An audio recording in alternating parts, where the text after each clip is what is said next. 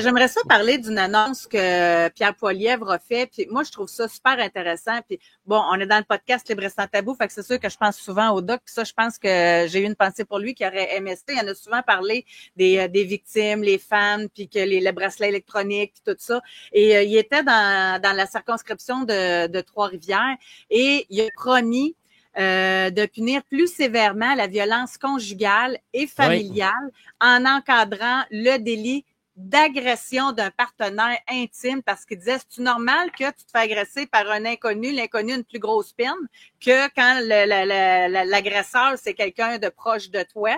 Ça fait que donc, ça, et il va donner des outils aux juges aussi pour garder en prison les accusés dont la libération pourrait causer une menace pour les proches. Donc, les libérations sous caution, elles seraient soumises à la surveillance par bracelet GPS à la cheville, et toute infraction aux conditions serait immédiatement punie d'emprisonnement. Fait que ça, je trouve ça incroyable. Puis le meurtre d'un partenaire intime ou de l'enfant d'un des partenaires intimes serait automatiquement traité comme un meurtre au premier degré.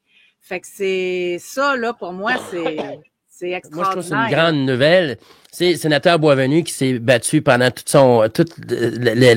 sa carrière comme sénateur. On sait comment lui a vécu. Comment c'était c'était encore, là, mais c'est vraiment quelqu'un qui est un opposant de choix aux lois qui ont été amenées dans les dernières années, qui ont favorisé ça. C'est quand on voit les gens qui se retrouvent avec des sentences bonbons ou ce qu'on appelle les sentences Netflix et des choses comme ça, c'est hallucinant. Puis le fameux bracelet dont tu parles, aux États-Unis, on en voit souvent, José, des gens porter des bracelets.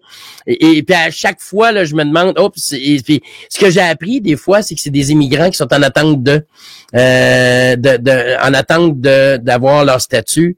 Dans certains cas, ils vont mettre un bracelet comme celui-là, un collier, pour être capable de les localiser rapidement. Alors, ça se retrouve aussi. Alors, fait que des fois, c'est pas quelqu'un qui a commis un délit, mais je suis sûr que tu as déjà eu la même réaction que moi. Tu es dans une file, puis là, tu dis, là, ça m'est arrivé de monter à ma conjointe, là, regarde, parce que tu peux pas le regarder, là, il y a ça, là, puis c'est quand même visible. Moi, je trouve que c'est une fichue de bonne idée.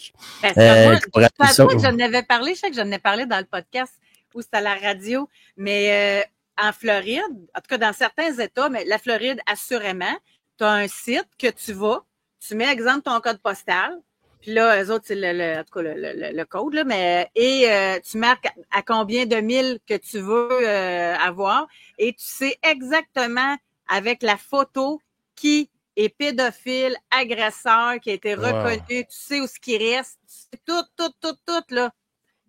On n'aura jamais ça. Zip code, c'est ça, je cherchais David. Mais, fait que c'est capoté la différence, là. C'est quelque chose qui a été demandé aussi au niveau des agresseurs sexuels ici au Québec. Et puis on parle toujours de la défense des droits, de la défense des gens, puis tout ça. Et c'est correct de protéger quelqu'un qui a subi sa peine, qui l'a laissé, tout ça. C'est correct, à la limite, mais tabarouette, on peut s'occuper des victimes. J'ai l'impression qu'on s'occupe toujours des gens qui ont imposé les sévices aux victimes. On néglige les victimes qui sont, elles, derrière, à la remorque d'eux. Et puis les impacts sur ces gens-là, souvent, ils ont un impact financier par la suite. Ils ont de la difficulté à travailler dans certains cas et tout ça. Et clairement, on n'en prend pas soin.